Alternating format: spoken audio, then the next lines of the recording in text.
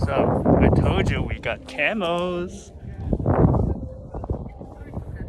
Oh yeah, look at that. I got my own caravan. This was one of the most highly anticipated part of our trip, a night at the Lotus Resort in the middle of the desert. This is our last stop in Inner Mongolia before we head back to Suzhou.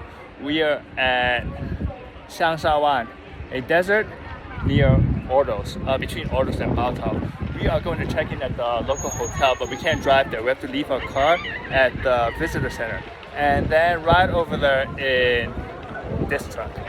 The setup reminds me of Sanya's Yalongbei Bird's Nest Resort, a mountain hideaway so secluded the shuttle ride between the entrance and our cliffside cottage took 10 minutes. However, at least you could drive up the winding mountain roads if you wanted, and the dazzles of Yalongbei can be seen from our balcony. But here at Lianhua Jiudian Lotus Hotel, you are completely isolated from the outside world and there's no civilization in sight. The Kubuqi Dessert of Ordos wasn't always barren like this. According to historical materials, steppe nomads like the Huns were active in the region, but desertification was already documented in the Book of Wei, which dates to northern Qi or around 5 to 600 AD.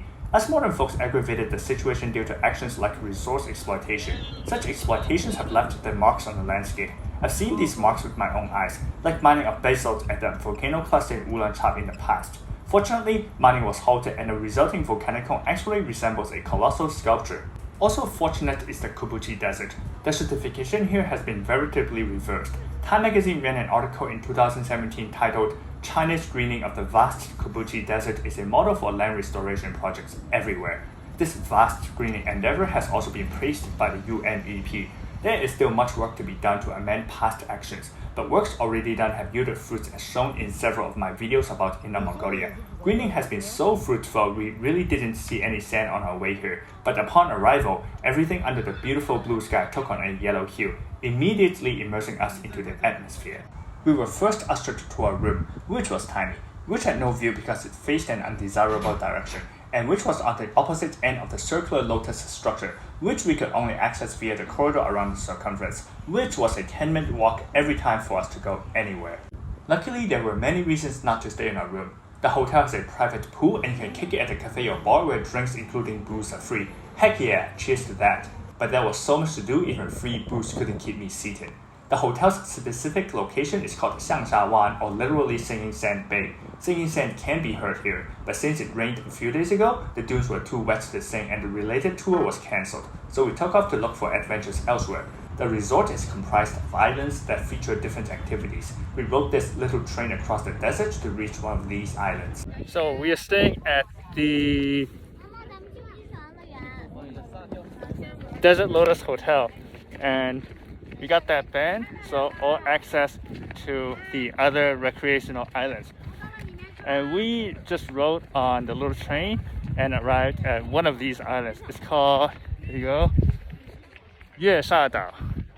I think there are camels over here and things like that. So we'll see what kind of activities they have in store for us.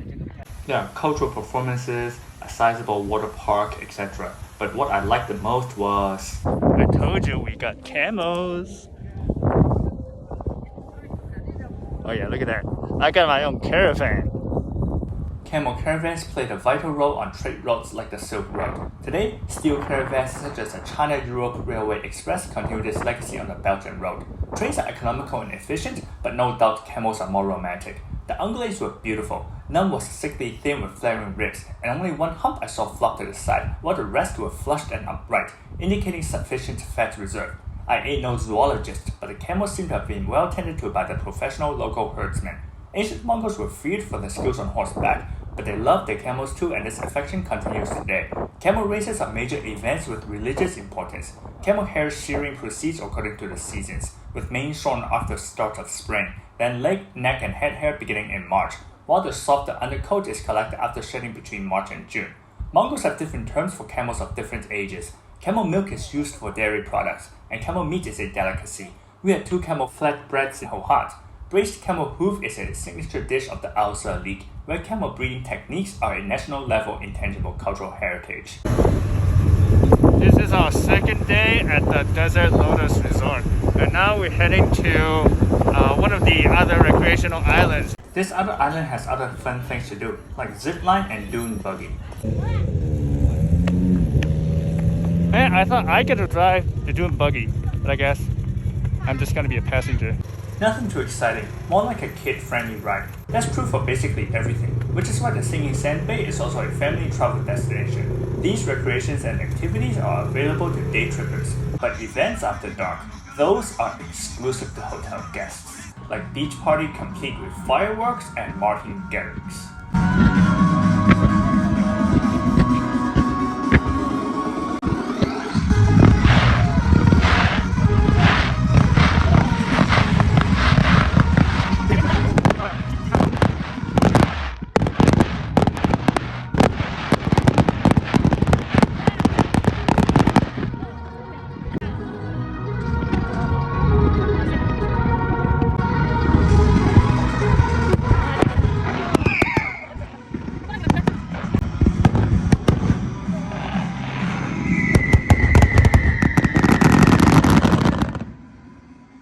Other than fireworks, there was also a bonfire, and marching around it was silly, but what came next wasn't. We assembled in front of the hotel, then a guide led us into the desert for a stargazing tour. No smog, just stars. Everyone pocketed their phones to minimize ambient light, and camera phones can't capture the stars anyway.